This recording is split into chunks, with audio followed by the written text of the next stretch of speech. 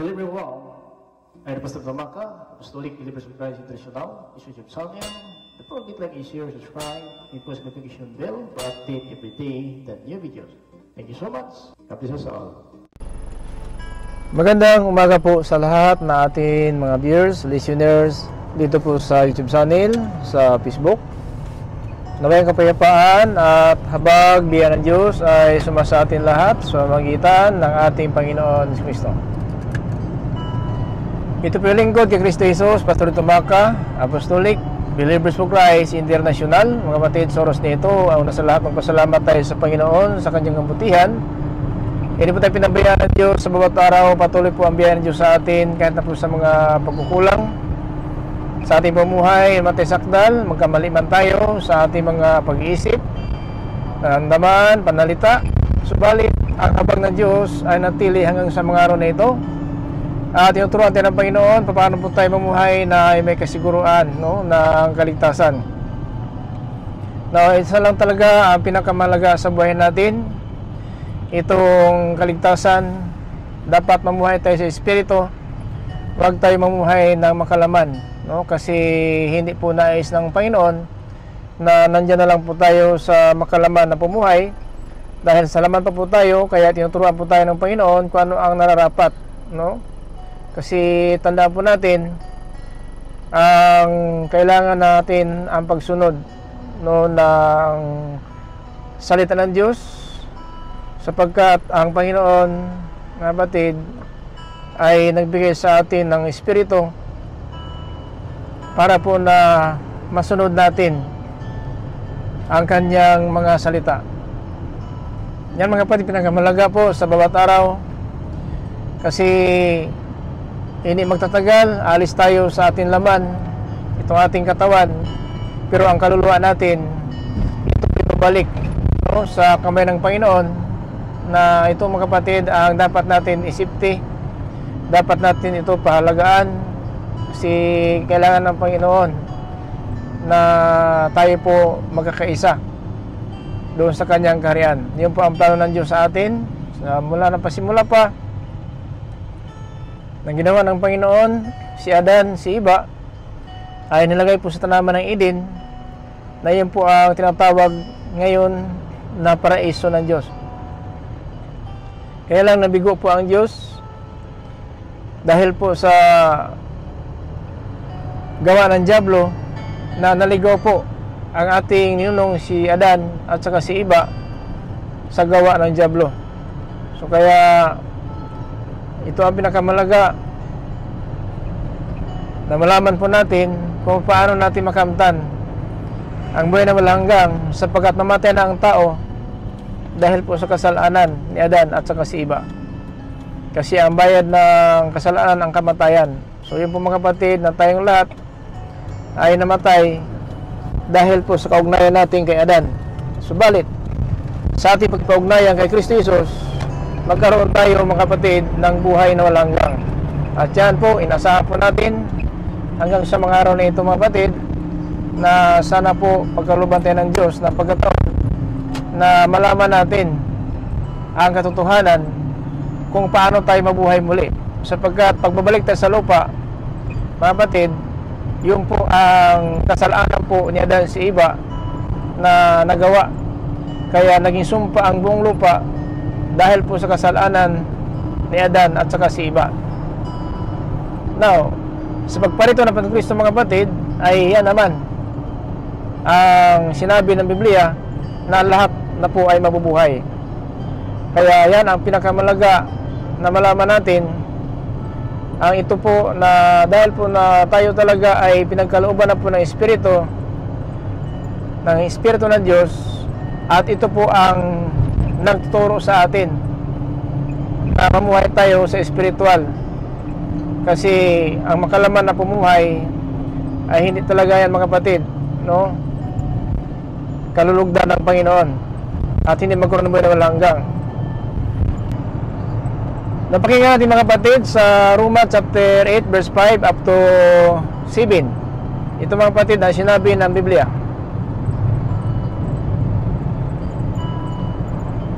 Pagkat ang mga taong namumuhay ayon sa kanilang makasalanang pagkatao ay walang ibang iniisip, kundi ang nais ng kanilang pagkatao.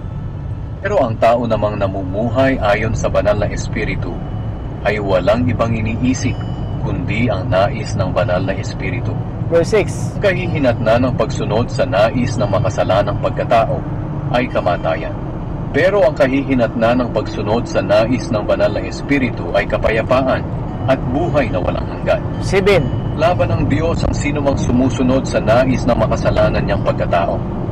Dahil ayaw niyang sumunod sa kautusan ng Diyos at talagang hindi niya magagawang sumunod. Yan mga kapatid So maliwanag po dito sa verse 5 mga kapatid na sapagkat ang mga taong namuhay sa kanilang makasalanan pagkatao ay walang ibang iisip kundi ang nais ng pagkatao, no? So kaya kung makalaman tayo na pumuhay, ayan po ang salita ng Diyos, nabaliwala po natin. Pero kung mamuhay tayo sa Espiritu, ay talaga magkaroon tayo ng buhay na walang hanggang, no? Ito yung sinabi po sa verse 5, chapter 8 sa Roma. Pagkat ang mga taong namumuhay ayon sa kanilang makasalanang pagkatao ay walang ibang iniisip, kundi ang nais ng kanilang pagkatao. Diba? Minsan po nagtatrabaho lang ang tao, makainom lang, makakaya ng masarap na pagkain, magkaroon ng bahay, sasakyan, lupa, negosyo, marami pa man. Yun po ang nag-iisip lang sa makalaman na pagkatao. So yun po na masaya lang po sila, gusto lang nila ang masusunod, yun po. Pero kung ang Espiritu naman na ating sundin, iba.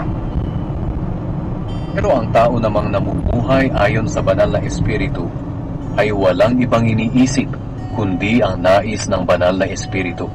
Pero ang namuhay sa Espiritu ay walang ibang iniisip, kundi ang nais ng Espiritu. So, nais ng Diyos. So, anong nais ng Diyos? Na huwag tayo magpalipin ng sanlibutan.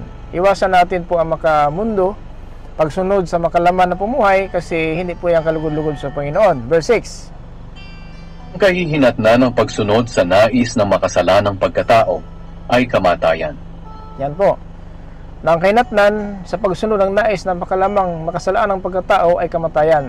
So kaya kung nakapokus na lang tayo mga kapatid sa mga bagay na hindi naman nakakabuti, no, sa paningin ng Diyos, so mabuti sa atin magkaroon ng pera, mayroong trabaho, may sasakyan, may bahay, may lupa, may negosyo, mabuti sa atin yon. Pero kung masama sa Panginoon ang pamuhay natin, hindi pa rin natin yan maharap sa araw ng hatol kung ano ang nasa atin. So kaya, pag namuhay tayo sa makataong pamuhay, wala na yung natupak lang natin, masaya lang tayo palagi. Kaya nga marami talaga ang nagnanais sa kaligtasan, pero makamundo po ang pamumuhay. Yun po ang sinabi naman ng aklat, mga kapatid, dito sa verse 6 up to 7 sa Roma chapter 8. Ang kahihinatnan ng pagsunod sa nais ng makasalanang pagkatao ay kamatayan. Pero ang kahihinatnan ng pagsunod sa nais ng banal na Espiritu ay kapayapaan at buhay na walang hanggan. Okay? Ang pagsunod, mga kapatid, ng nais na Espiritu, ang kapayapaan at buhay na walang hanggang. Kasi kung mamuhay natin sa limutan na Christian talaga tayo, iniwasan natin ang diskuhan, iniwasan natin ang kahalayan, iwasan ng lasingan, iwasan natin ang, sabihin natin, sugalan, kung ano pa man na sa limutan talaga lang na pamumuhay, kung iniwasan po natin yan, mapayapa. Kasi yung pambili mo ng bigas, 1 kilo, baka itaya mo ng luto yan, so imbis may bigas ka, wala kang bigas. O di magulo ang bahay mo kasi walang pagkain, kasi tinataya mo ng luto, tinataya mo ng sugal. Siyempre, paano magkaroon kapayapaan kung nahihirapan ka pa sa hanap buhay at inumaldas mo lang ang pera mo sa mga bagay na hindi po nakakabuti. So hindi magkaroon kapayapaan kapag hindi po tayo sumang-ayon sa Espiritu. Pero kung sumunod tayo sa Espiritu, kapayapaan at buhay na walang hanggang. Ang kahihinatnan ng pagsunod sa nais ng makasalanang pagkatao ay kamatayan. Pero ang kahihinatnan ng pagsunod sa nais ng banal na Espiritu ay kapayapaan at buhay na walang hanggan. Ayan po So dapat sumunod tayo sa banal na Espiritu. Ibig sabihin, dapat maging masunurin tayo sa pagtupad ng mga utos ng Diyos. Para ang kapayapaan talaga ay makamtan at ang buhay na walang hanggang ay ito mga kapatid magbigay sa atin sa araw ng paghatol, makakamit tayo ng buhay na malanggang. Verse 7, Roman chapter 8 verse 7. Laban ng Diyos ang sinumang sumusunod sa nais ng makasalanan niyang pagkatao. Dahil ayaw niyang sumunod sa kautusan ng Diyos at talagang hindi niya magagawang sumunod. Ayan po, kalaban ng Diyos. So ang laban natin kalabanin ng Diyos, wala tayong kapangyarihan ang Diyos po makapangyarihan, ba't kalabanin natin? Pero kapag sumunod tayo sa makalaman na pumuhay, ito makasalanan ng pagkatao, kaaway tayo ng Diyos. Makasalanan na pagkatao. Ibig sabihin, ang katawan natin, ginagamit na lang natin dito sa libutan na ating katawan, na tayo mga tao sa libutan, ginagamit natin ang mga panahon ayon po sa ating kagustuhan. Laban ng Diyos ang sinumang sumusunod sa nais ng makasalanan niyang pagkatao. Dahil ayaw niyang sumunod sa kautusan ng Diyos at talagang hindi niya magagawang sumunod. Ayan. Paano magamot ang sumunod na gusto mo talaga mayaman? Maraming mayaman ngayon na nanulupig ng kapwa, nananakaw, ng hold up, no? Hinult up ang bangko, hold up ang mga tindahan para magkapira. So, big time talaga, naging mayaman, nagbibinta ng shabu, no? Drug lord, na mayaman siya kasi pero masama na paraan, hindi paraan ng Diyos. So, yun po, marami talaga ang nagnanais na makalaman kung makasalan ng pagkatao. So, di ba?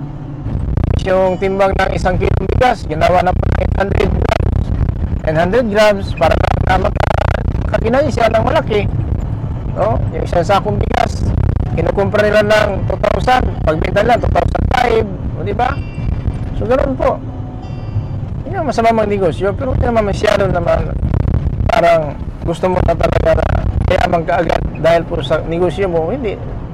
Tama-tama lang, na mabuhay-buhay lang, makadamit, makakain, sa pamagitan ng negosyo, ayun na lang po. Walang sobra-sobra, kasi pag sobra-sobra na, hindi na po pwede yan. Maganda yon. Kailangan natin, mga kapatid, ang Panginoon nga, matanggap ng 10%. No? So hanggang lang po tayo sa mga hindi masyado malaki na paraan po ng negosyo na para akalan mayaman na tayo dyan. Pero pala, masama na po yan sa paningin ng Diyos. Sobra-sobra na po. Verse 8, pakinggan natin. Kaya ang mga taong nabubuhay ayon sa kanilang makasalanang pagkatao ay hindi maaaring kalugdan ng Diyos. Pero hindi na kayo nabubuhay ayon sa makasalanang pagkatao. So kaya, ang mga taong namumuhay na kanila makasalanang pagkatao ay hindi kalugdan ng Diyos. Paano malugod ang Diyos sa atin kung ang inatupak natin, trabaho, tulog, kain, trabaho, tulog, kain, gusto lang na magkapira, pagdating ng sweldo, nakalimutan na po ang para sa Panginoon, yung ikasampung bahagi, hindi po nabigay, dahil po na nakahawak ng 20 na lapad, ang 2 lapad sa Panginoon, ayaw pang binigay. Ang iba, binayaran mo ng bahay, tubig, sasakyan, ano pa, yung matira lang, binigyan ng Panginoon. So yun po, mga kapatid, ang masama sa Panginoon, kasi yung para sa Diyos, sinakaw pa. No? So kaya, ang tao talaga namuhay po sa makasalanan ng pagkatao ay kalaban ng Diyos. Kaaway ng Diyos, mga kapatid. Kasi yung po talaga, na kahit yung pira na nakasahod tayo ng 20 na lapad, yung 2 lapad, yung 10%, hindi mabigay sa Panginoon. Sapagkat gusto natin na mayaman at saka, ang bilihin natin, yung gusto natin, yung para sa Panginoon, ninakaw pa natin. Kaya ang mga taong nabubuhay ayon sa kanilang makasalanang pagkatao ay hindi maaaring kalugdan ng Diyos. Pero hindi na kayo nabubuhay ayon sa makasalanang pagkatao. Pero sa atin, ayon sa verse 9, hindi na po namumuhay na makasalanang pagkatao. Hindi ayon sa patnubay ng Espiritu, kung totoong nasa inyo na nga ang Espiritu ng Diyos. O, di ba? Kundi namuhay na tayo sa patnubay ng Espiritu. Totoo nga. Kung totoo na nga, nasa atin ang Espiritu ng patnubay ng Diyos. Eh kung wala, anong walang Espiritu ni Kristo ang tao? Kung wala sa isang tao ang Espiritu ni Kristo, siya'y hindi kay Kristo. Kaya, kailangan natin ito Espiritu. Ibig sabihin, ipakita natin ito sa buhay natin, na talaga naman ito sa Espiritu. Ibig sabihin, alam natin ang utos ng Diyos, alam natin ang dapat iwasan, mamuhay tayo na mapayapa, at may buhay na walang hanggang kung sumunod tayo sa spiritual na pamumuhay, hindi makalaman. Ngunit, kung makalaman po natin, ayon po sa verse 8, mga kapatid, Kaya ang mga taong nabubuhay ayon sa kanilang makasalanang pagkatao ay hindi maaaring kalugdan ng Diyos. di ba? Paano mag-aasa tayo ng buhay na walang hanggang kaligtasan na ating pumuhay ni kalulugdan ng Diyos? Dahil po, ang ating pumuhay nakatikitig tayo sa mga bagay na makikita. Hindi po natin na pinagsayahan ang mga bagay na sa langit.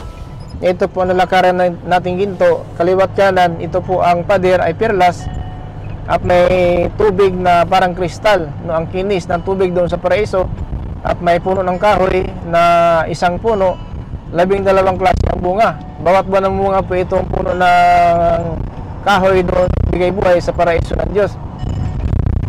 Yun sana ang pagsikapan natin na makapunta tayo doon. Hindi itong mga bagay sa limutan, masusunod po itong mga bagay sa limutan. Walang matira po dito. Lahat ng bagay natin nakita, masusunod po itong mga kapatid. Tandaan po natin, baka nakalimutan po natin ang salita ng Diyos. Lahat na makikita natin sa salimutan, matututok na apoy. Pakinggan natin sa 3 hanggang sa 12 dito po sa 2 Peter. Ang araw ng Panginoon ay darating na tulad ng isang magnanakaw. Sa araw na yon, biglang mawawala ang kalangitan na may nakakapangilabot na ugong. Masusunog ang lupa at mawawala ang lahat ng nasa lupa. Masusunog ang lupa at malahat ng nasa lupa mawala. Ano pa man.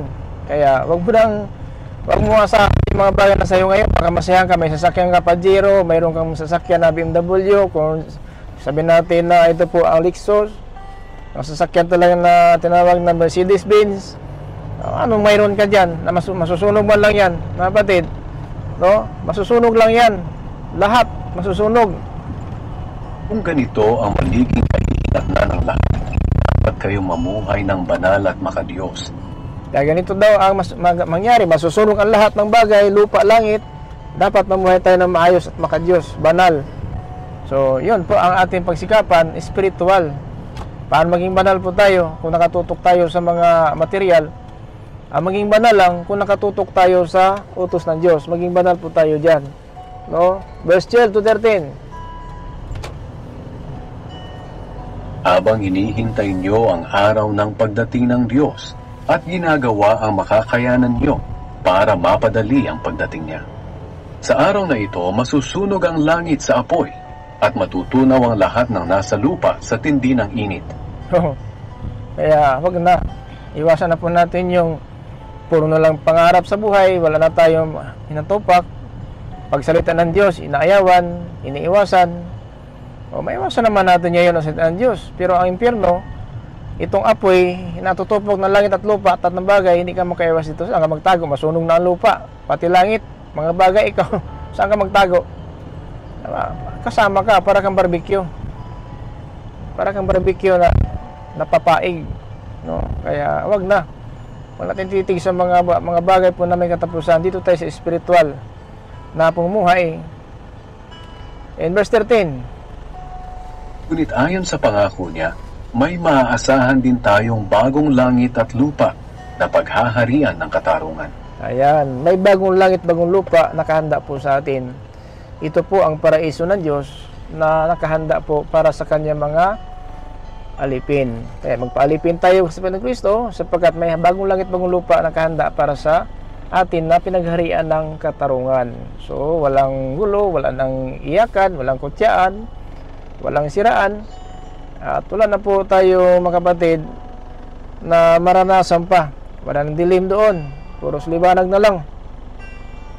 At yan sana mga kapatid ang ating pagsikapan. Huwag tayong paligaw sa salimutan sa ating kalagayan ngayon. Dito po sa Romans chapter 8 verse 10.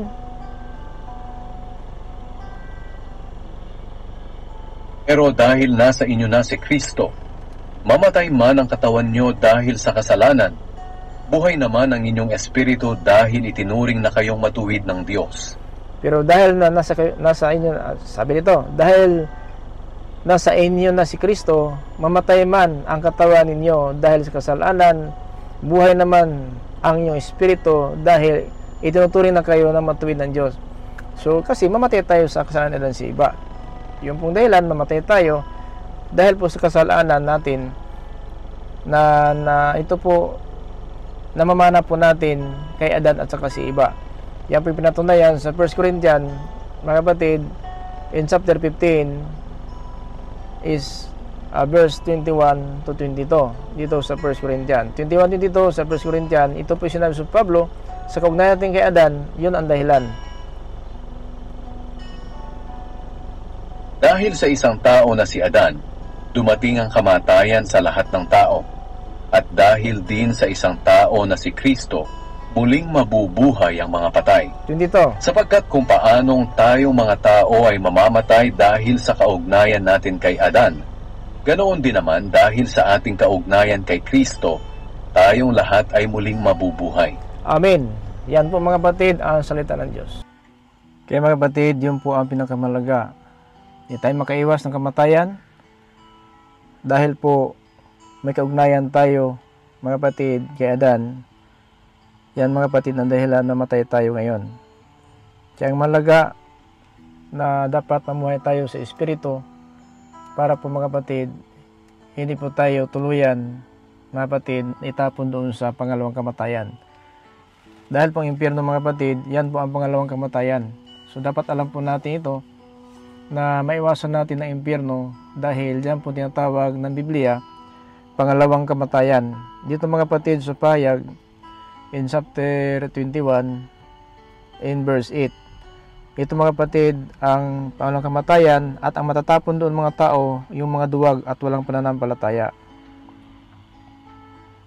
Pero nakakatakot ang sasapitin ng mga duwag, mga ayaw sumampalataya sa akin, marurumi ang gawain, mga mamamatay tao, mga immoral, mga mangkukulam, mga sumasamba sa mga Diyos-Diyosan, at lahat ng sinungaling. Itatapon sila sa nagliliyab na lawang apoy at asupre, na siyang ikalawang kamatayan. Ayan po mga batid. So ang lawa na apoy at asupre, ito po ang pangalawang kamatayan. Now, mamatay tayo ngayon dahil po sa ugnayan natin kay Adan at saka kay Eva. Pero ang pangalawang kamatayan, yan mga kapatid, ang tinatawag na apoy at asupre na ikalawang kamatayan. Now, mamatay tayo is 1 Corinthians 15:22.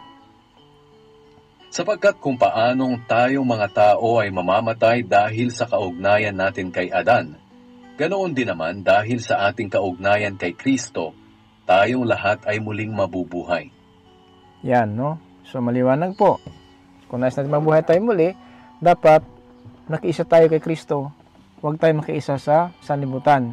Kasi, totoo nga, mamatay tayo ngayon dahil po sa kasalanan si Eva. Pero ang ating pagpunta sa pangalawang kamatayan, ito mga tao na mga walang pananampalataya, mga duwag, ito mga marumi ang pamuhay. Pero nakakatakot ang sasapitin ng mga duwag, mga ayaw sumampalataya sa akin, marurumi ang gawain, mga mamamatay tao, mga immoral, mga mangkukulam, mga sumasamba sa mga Diyos-Diyosan, at lahat ng sinungaling.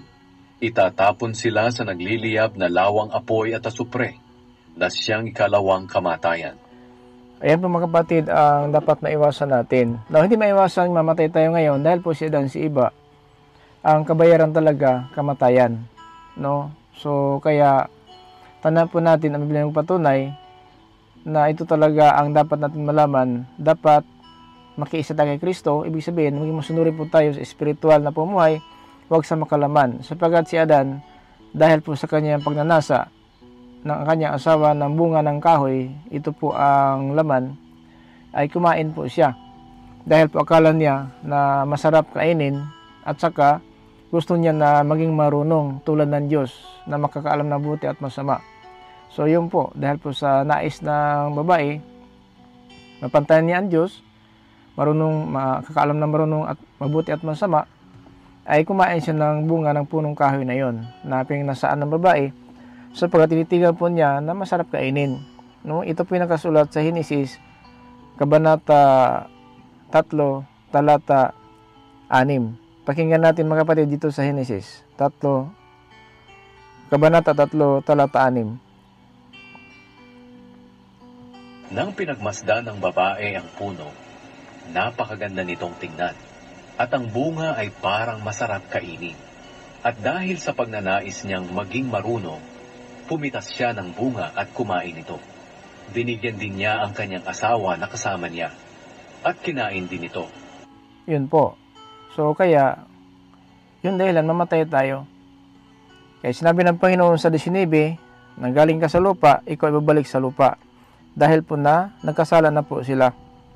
Kinakailangang magpakahirap ka ng husto para makakain, hanggang sa bumalik ka sa lupa na iyong pinagmulan. Dahil sa lupa ka nagmula, sa lupa ka rin babalik. Diba, babalik tayo sa lupa. Pero anong purpose? Na naparito po ang anak ng Diyos para po na itong ating pagkasinungaling, itong pagsinungaling natin, itong marami pamuhay, itong pangalunya, pagkiapid, pagsamasdiyusan, panira ng kapwa, itong pagtunghayaw, paglalasing, anumang klase pa mga kasalanan na itong mga kapatid na ating walang panampalataya, duwag sa panampalataya, duwag sa paglilingkod, itong mga mangkukulam ay papunta sa impyerno. Dahil ayaw ng Diyos, may impyerno ang tao, isinugo niya ang kanyang kaisa-isang anak. Na noon pa lang, mga kapatid, ay talagang pinaplano na po ng Diyos na paparito ang anak para po na tayo may panganak muli. Dahil na tayo po nagmula kay Adan si Eva, kailangan ipanganak tayo muli sa paningin ng Diyos para tayo talaga ay maging kay Kristo po tayo. So pakinggan natin dito sa 1 Peter in chapter 1 verse 3. Ganito po ang sinabi ng Biblia, mga batid, sa 1 Peter in chapter 1 verse 3. Pakinggan natin ang sinabi ng Biblia, mga batid.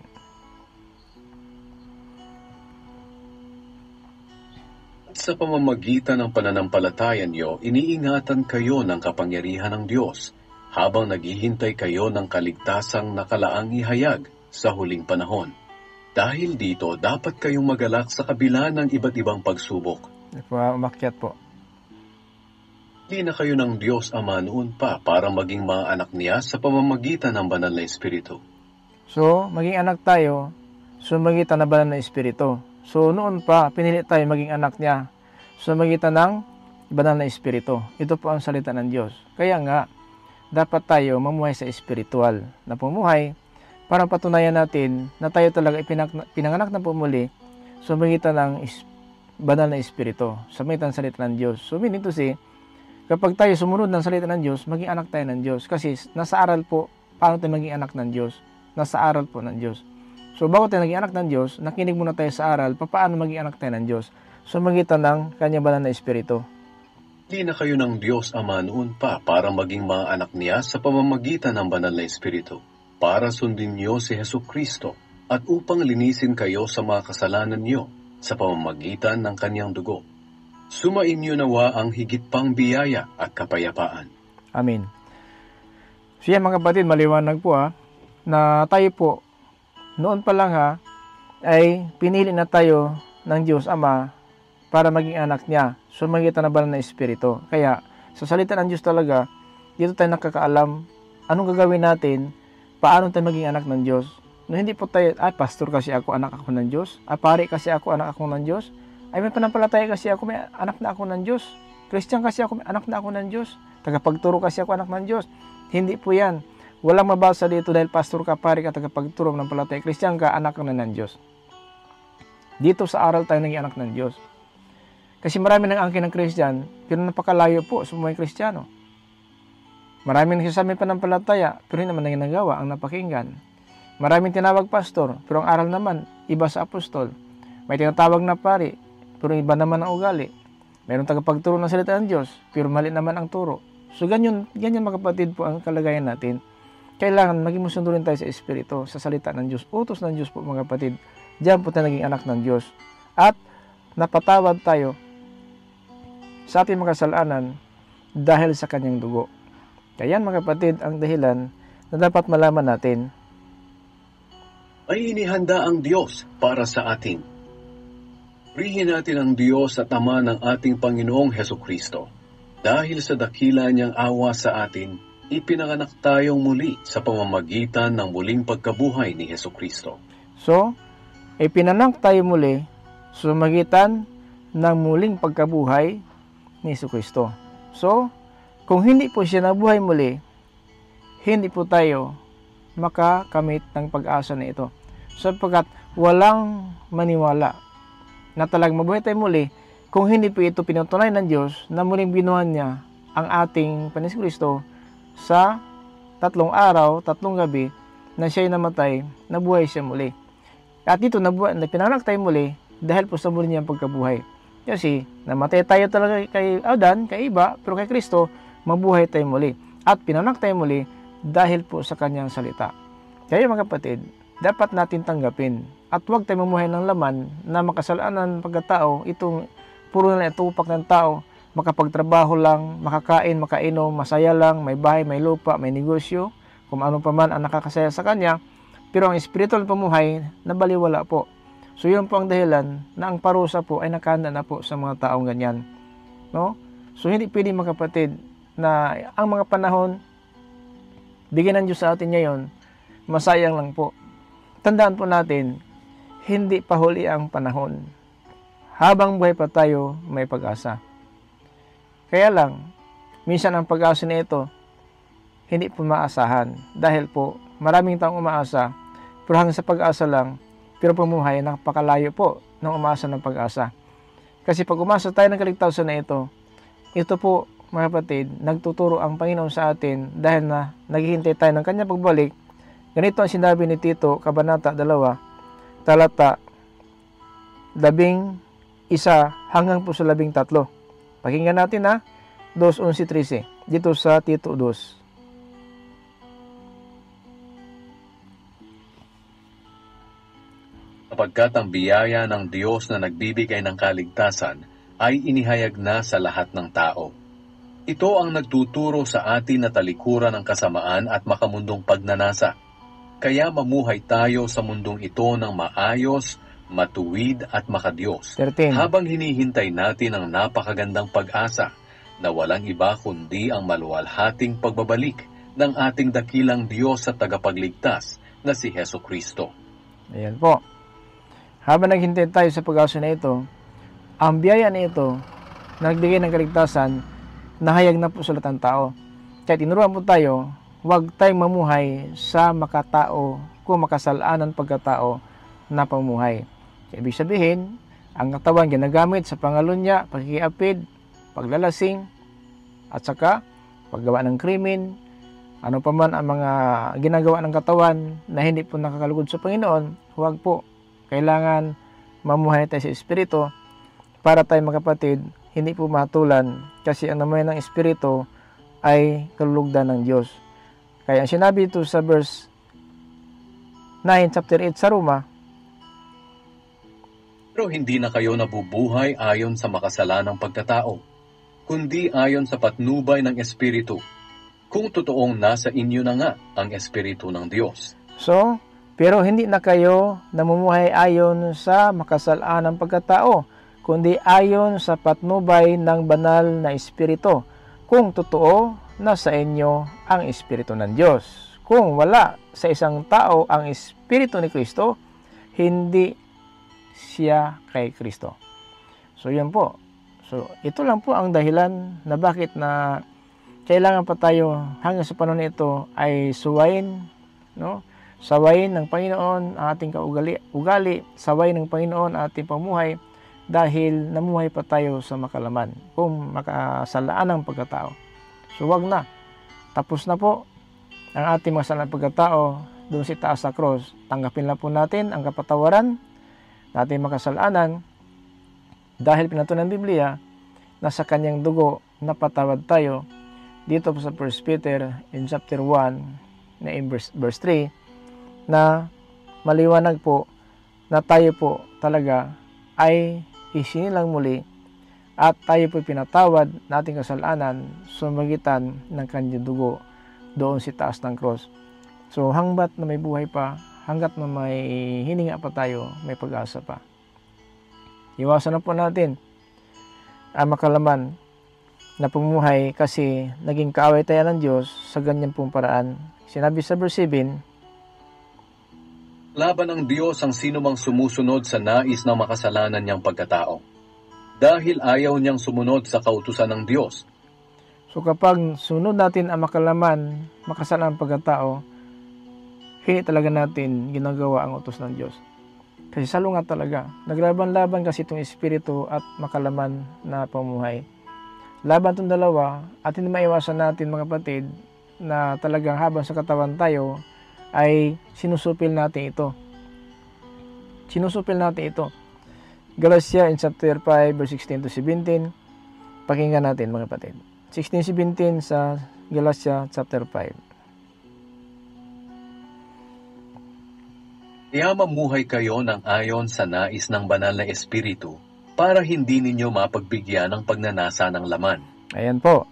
Kapag namuhay tayo sa pamagitan ng nais na banal na espiritu, maiwasan po natin ang makalaman na pamuhay.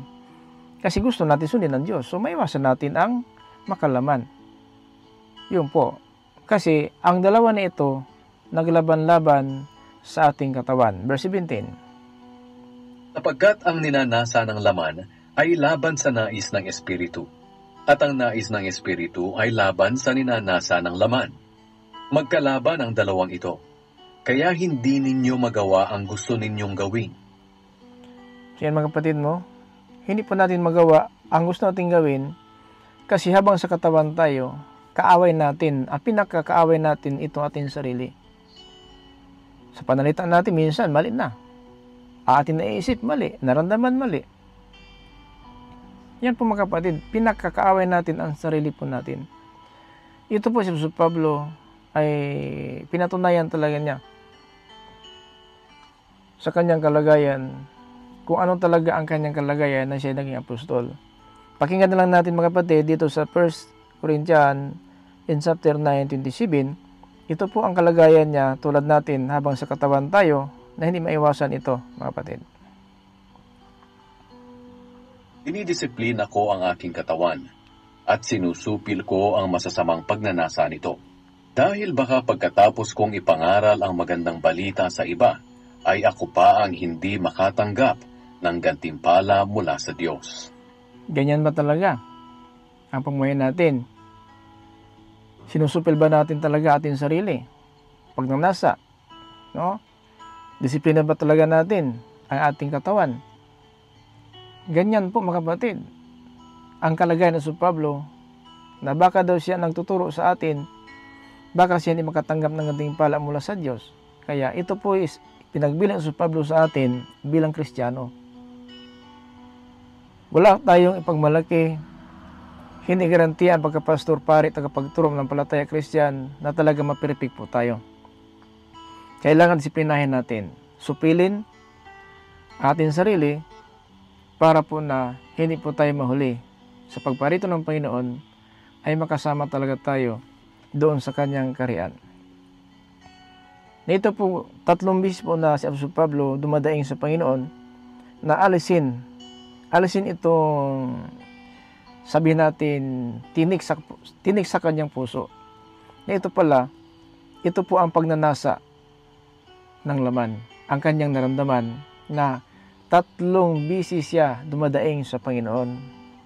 Mga kapatid, yan po ang kalagayan ni Apostol Pablo na dumadaing po siya.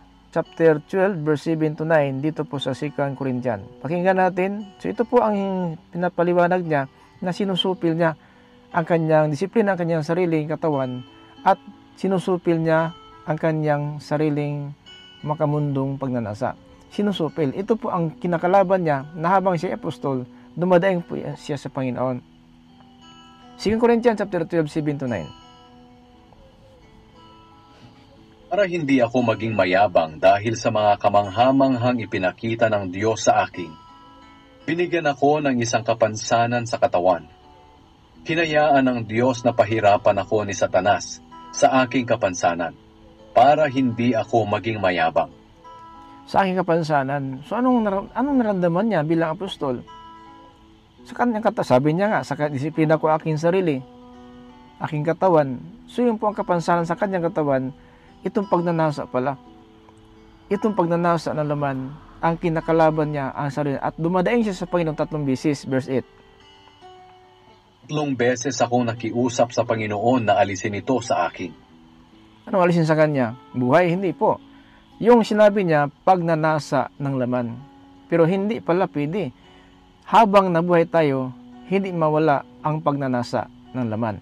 Kasi ang sabi ng Panginoon, hindi pwede. So meaning to say, hanggang na tayo pastor, pari tagapagturo sa mananampalataya, hindi mawala sa atin ang pagnanasa ng laman. Pero sinusupil natin ito, pinaglaban natin ito ating pagkakristyano para hindi tayo matapon sa impyerno. Kasi kapag namuhay tayo sa laman, aani tayo ng pagkabulok. So hindi po tayo makaasa po. Now sa verse 9. Ngunit sinabi ng Panginoon sa akin, sapat na sa iyo ang aking biyaya, dahil ang kapangyarihan ko'y nakikita sa iyong kahinaan. Kaya buong galak kong ipinagmamalaki ang aking mga kahinaan, nang sa ganoon ay lagi kong maranasan ang kapangyarihan ni Kristo. Diba? Pag napigilan po natin ang sarili, tuwang-tuwang espiritu natin, pero kung namali tayo kaagad, kung tayo nakapagsalita kaagad ng mali, kasi alam natin mali yung sinasabi natin. Alam natin mali ating naisipan. Alam natin mali ang naramdaman. Kapag yun po ang nakikipag-alkontra po ang ating espiritu sa laman, pero nag-away po ang ating konsensya. Bakit nasabi ko yun? Bakit naramdaman ko yun? Bakit naisipan ko yun? Diba? Nakonsensya tayo kaagad. Alam natin mali yun. Alam natin mali yung nasabi natin sa ating kapwa. Alam natin naramdaman natin mali yun. Alam natin yung ating naisip mali. Diba? So nakoreksyon natin kaagad na mali pala. Kaya sinusupil natin bago tayo sinasabi, uy, hindi pwede ito bilang Christian, bilang pastor, hindi pwede ito. Diba? Naisipan natin, uy, hindi pwede ito, punta ako ng diskuhan. Pastor ako, Christian ako, diskuhan ako punta. Ano kaya makita ng tao ako doon? Diba? Sinusupil mo kaagad. Disiplina mo ang iyong katawan kaagad. Hindi na pinabayaan mo lang, kahit na pastor ka, punta ka doon sa kahalayan. Hindi masisira ka bilang pastor. Di ba? Pero sabi ng Panginoon, ngunit sinabi ng Panginoon sa akin, sapat na aking biyaya dahil ang kapangyarihan ko'y nakikita sa iyong kahinaan. Saan siya nang hina? Si Apostol Pablo. Sa pagnanasa ng laman. Baka daw siya nagtuturo sa atin, siya pang mahuli. Yun po ang kanyang sinasabi. Mga kapatid, dito po sa chapter 9 verse 27, na sinusupil niya, disiplina ang kanyang katawan. Dinidisiplina ko ang aking katawan. Diba? Paano disiplinahin ang katawan? Punta kang diskuhan, alam mo pastor ka, Christian ka, pari ka, tagapagturo ka sa Diyos, diskuhan ka punta. Wala sa langit yung diskuhan, kaya hindi ka pwede doon sa sali kasi wala sa langit yun. Ating pinakisamahan yung para sa langit. Matuwid, makadiyos, maayos na pumuhay. Sapagkat naghintay po tayo, ang sa Tito 2:12. Maayos, makadiyos, matuwid na pumuhay, yun po ang pagkikisamahan natin. Dalhin mo ang katawan mo doon sa diskuhan. Nakita ka doon ng mga alam na pastor ka. Oh, si pastor nasa diskuhan. Ikaw Christian? Uy, Christian yan. Ano sa kahalayan? O diba? Uy, pari yan. Pumunta sa diskuhan, di sira ang pagkapari mo. Uy, tagapagturo ng Satan Diyos yan. Nakita ko yan sa bus, masakay, nagdalang Biblia. Pagkagabi, nakita ka doon sa diskuhan. Uy, anong klase yan? Nag-serve ng salita ng Diyos, tagapagturo, pero sa diskuhan, di ba? Dapat supilin natin ating katawan. Huwag natin papuntahin doon sa mga bagay, sa mga lugar na hindi po nakakaayon sa Panginoon. Hindi sang-ayon sa Panginoon. Yun po. At pinipigilan natin ang masamang pagnanasa. Sinusupil ko ang masasamang pagnanasa nito. Sinusupil natin pagnanasa. Alam mo naman may asawa ka, bakit ka ang babaeng maganda, gusto mo angkinin. Di ba sinusupil mo ang pagnanasa natin? Alam mo hindi sa iyong bahay yun. Oh. Pag gusto mo magkaroon ng ganung bahay na maganda din, alam mo naman na tama-tama lang pumain natin, makakain na makabisti, ganun na po. Magharap ka pa na magkaroon ka ng pag nasa mo yung mga bagay sa kapwa mo, di ba? Pang-10 utos po yan. Pag nanasa po. Hindi pwede. Pang 10 utos po yan sa 10 utos ng Diyos sa Exodus chapter 20 verse 17.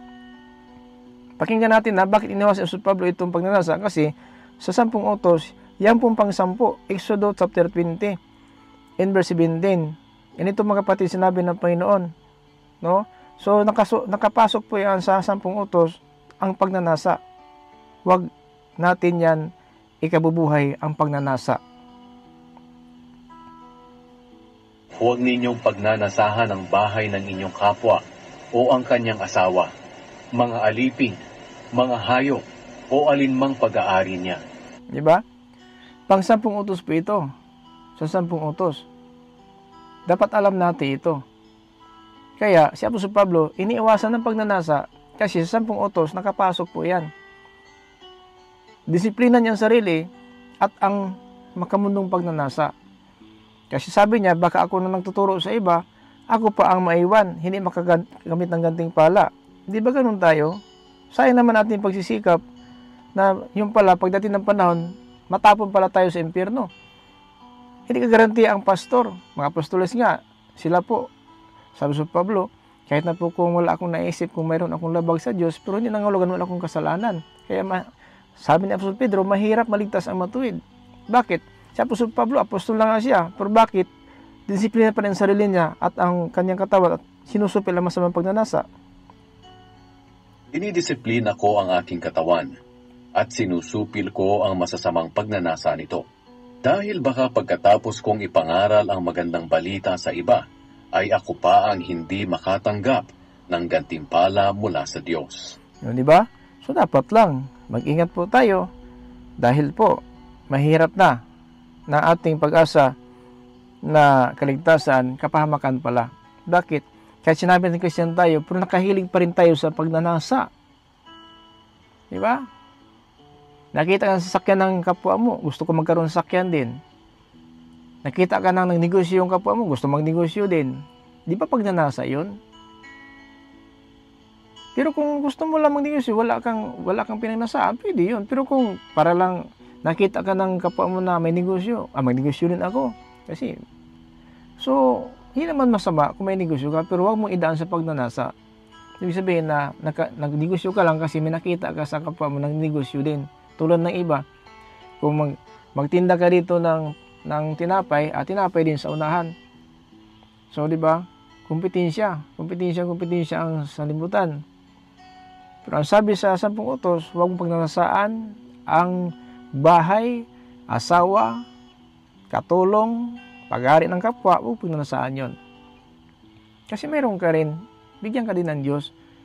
Huwag mo lang pagnanasaan yon, na yun ang dahilan na magkasala tayo, nahiwalay tayo sa presensya ng Panginoon.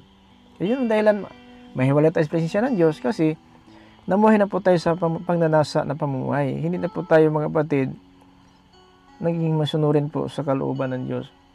Kaya huwag natin hayaan.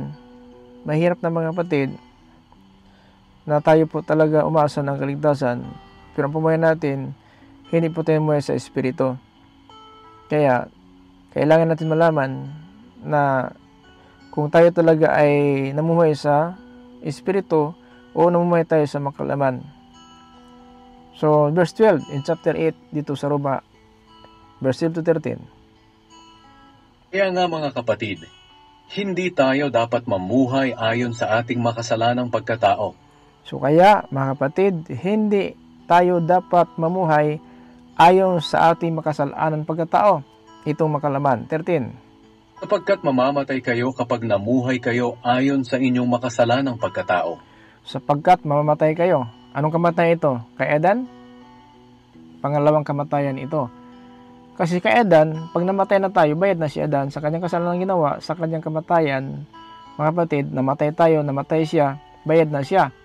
Ibayad na si Adan sa kamatayan. Ngayon, ating dapat bayaran sa impyerno, mga kapatid, itong ating pagnanasa. Kasi si Adan, ang kabayaran na kumain ng bunga ng kahoy na yon, kamatayan. Pero ngayon, itong pagnanasa natin naman, na pamuhay natin, ito ang maghatid sa atin sa kamatayan. No? Sapagkat mamamatay kayo kapag namuhay kayo ayon sa inyong makasalanang pagkatao. pagpatay, makasalanan, pangalunya, makasalanan, pagsamba ng Diyos-Diyosan, makasalanan, itong paging bayot, kumbakla, tumboy, makasalanan, panira ng kapwa, makasalanan, itong pagsinungaling, makasalanan, itong paglalasing, makasalanan, itong pagkasaki, makasalanan, itong mga sabihin natin nagsasaksi ng kasinungalingan, makasalanan. So yung 10 mga kapatid, yan po ang dahilan matapon tayo sa pangalawang kamatayan. Sapagkat hindi po yun ang ginawa ni Adan. Hindi nangalunya si Adan, hindi pumatay si Adan, hindi po siya nagsimba sa Diyosan, nira ng kapwa, hindi po naging bayo tumboy si Adan, hindi siya nagsinungaling, at hindi po siya mga kapatid naglalasing, at hindi siya naging sakim. Ang kasalanan niya, kumain lang sila ng bunga ng puno ng kahoy na yon na pinagbawal ng Diyos. Pero itong kasakiman, itong ating pagnanasa, pangalunya, pakikiapid, pagkabayo, tumboy, pagsamba sa Diyosan, ito ang maghatid sa atin doon sa nag-alab na apoy. Kaya patay tayo pag ganun pamuhay natin, makalaman at makasalan ng pagkatao. Sapagkat mamamatay kayo kapag namuhay kayo ayon sa inyong makasalanang pagkatao. Pero mabubuhay kayo kung susupilin ninyo ang inyong makasalanang pagkatao. Okay. Pero mabubuhay kayo kung susupilin ninyo ang inyong makasalanan pagkatao. Tama ang sinabi niya sa 1 Corinthians chapter 9:7, sinusupil ko ang aking katawan. Imbes ka diskuhan ka, imbes ka pista-pista ka, kahalayan ka, doon ka na sa simbahan. Yun po. Pero kung ang simbahan na iwasan, nakapunta sa diskuhan, kahalayan, kung pista-pista, ano pa man, ang nakakasaya sa limutan, hindi mo na iwasan. Mga kapatid, hindi mo nasupil ang iyong sariling katawan. Sapagkat mamamatay kayo kapag namuhay kayo ayon sa inyong makasalanang pagkatao. Pero mabubuhay kayo kung susupilin ninyo ang inyong makasalanang pagkatao sa pamamagitan ng banal na Espiritu. Amen. Sa pamamagitan ng banal na Espiritu. Bakit sinupil mo ang ating makasalanang pagkatao? Bakit sinupil? Dahil po sa banal na Espiritu. Anong sabi ng Espiritu? Banal na Espiritu? Huwag papatay, huwag mangalunya, huwag makikiapid, huwag magsamba ng Diyos-Diyosan, huwag maging bayot, maging tumboy man, o mapagtunghayaw, o maglalasing, o kung maging sakim, kung manira ng kapwa. Pakinggan natin dito sa 1 Corinthians chapter 6, verse 9 up to 10. Ganito po ang sinabi ni Apostol Pablo.